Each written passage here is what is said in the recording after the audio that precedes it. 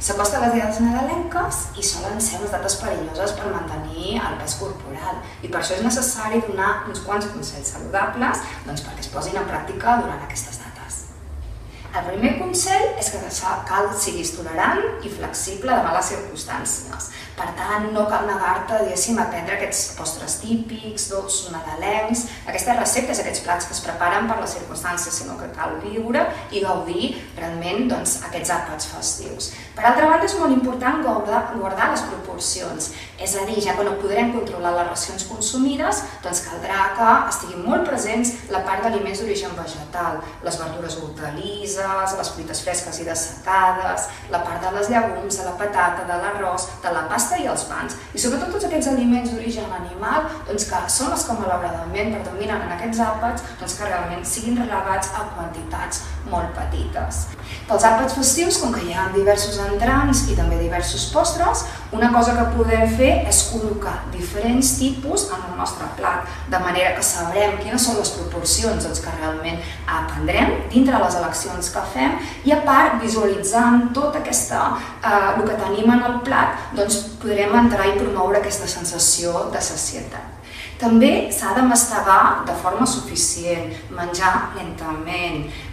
poder mantenir una conversa, que hem d'aprendre que aquests àpats més bé són un acte social, són una reunió amb familiars i amics. I llavors, els dies aquests que hi ha un àpat festiu inclòs, cal respectar els diferents àpats del dia, és a dir, l'esmorzar, fer un mig matí, el dinar, si és l'àpat festiu, però també berenar i sopar, o també, si és el sopar, hem de fer aquest berenar i aquest resta d'àpats festius com cal, perquè d'aquesta manera el que evitarem és aquestes menges compulsives que podem fer en un moment determinat com ens trobem davant l'àpat festiu i després evitarem sensacions de gana emocional que ens poden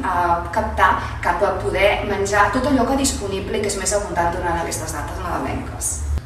El segon consell,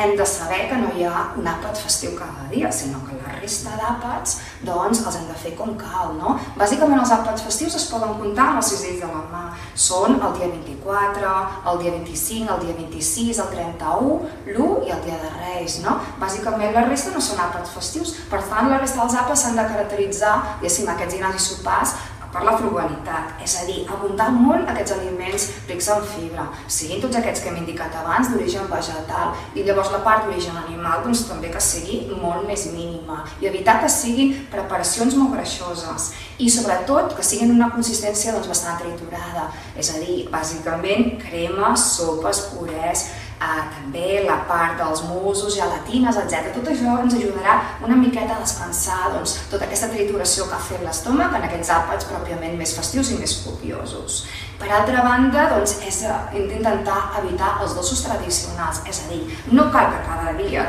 mengem aquests postres, sinó que aquests els rebem pròpiament en els àpats pròpiament festius. I intentar tant els dies festius com també aquests altres que no hi ha un àpat festiu, fer aquests 3 a 5 àpats diaris. D'aquesta manera, sabent que hi ha més disponibilitat d'aliments que la resta de l'any no hi són, fer picotejos que no toquen, sinó que tinguem tot el dia ben estructurat amb els diferents àpats i per res, aquests dies hem d'intentar compensar tota la part calòrica que hem pogut fer d'accessos la resta.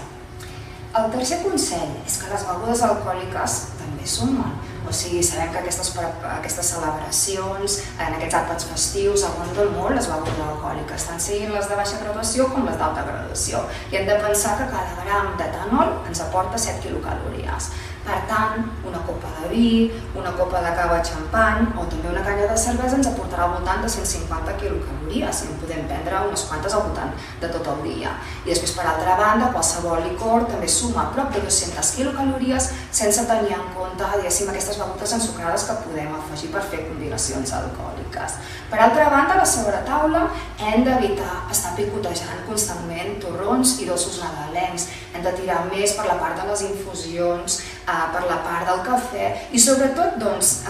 tirar també més d'altres productes que també són propis d'aquestes dates però que tenen un contingut de fibra i de nutrients molt més importants que pròpiament els torrons i els polvorons, tota la fruita fresca i la fruita dessecada.